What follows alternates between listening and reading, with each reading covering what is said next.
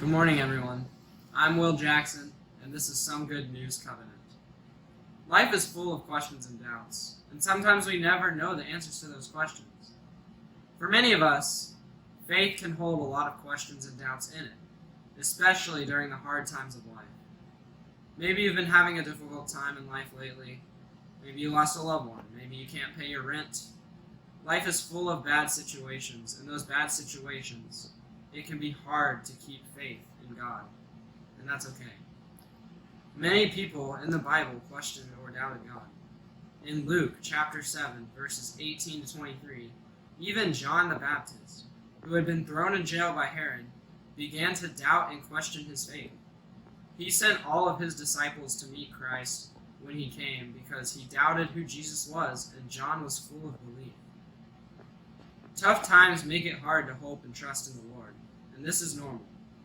Having doubts is not a sin, and even though it is normal, it can weaken the connection with God. Having doubts is necessary in order to strengthen your beliefs overall, especially once you persevere through these doubts. God is always watching over us and is doing things for a reason. Although this reason may not always be clear, it is what is meant to happen, and even in the darkness, light will prevail. And now let's go to our correspondence for messages about other doubters in the Bible. Mordecai here, and you know my cousin Esther didn't always consider herself a brave queen. Isn't that the truth? But really, it's because of you pushing me. Oh, I remember like it was yesterday. You had just become queen, and Haman had just been promoted. He teed himself off royally by not bowing to him when he passed by the king's gate where I was the guard. Haman went on to trick the king into making it legal to kill any Jewish person on the 13th day of the 12th month, saying that we don't follow the king's laws and stuff. You can imagine, I went nuts. I tore my clothes in the middle of the square. I sent you clothes, but you didn't put them on. Instead, you sent me word that I needed to go to the king. The king, even as the queen, you can't just go see the king. You'd be killed. You didn't let me out of it, though. It was to say I was made queen for such a time as this. Then we did as you said. The Jewish people in the land fasted and prayed for 3 days, and on the third day, I remember it well. I went to the king, and he welcomed me thankfully and asked my request. I told him I wanted to serve a banquet to both of him and his head servant, Haman, and so they came and ate and drank. The king asked for my request, but something in me just couldn't ask yet.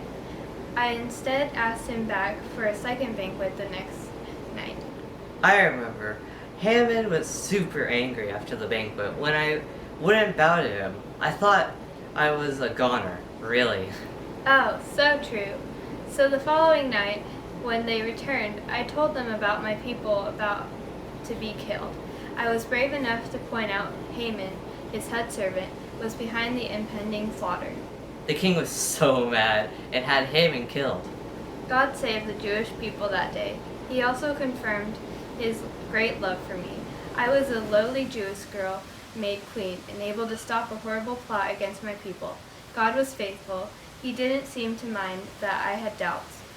Instead, he gave me the courage to take it one step at a time. Yes, God was very faithful to us. Back to you.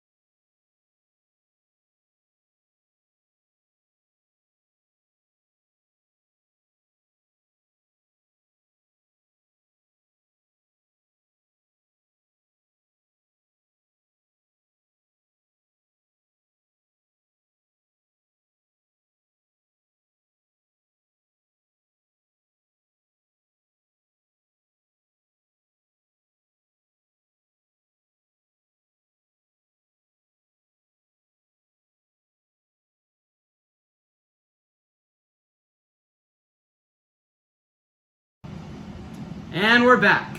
Thanks, everyone. Remember, God loves you no matter what, and that is the good news.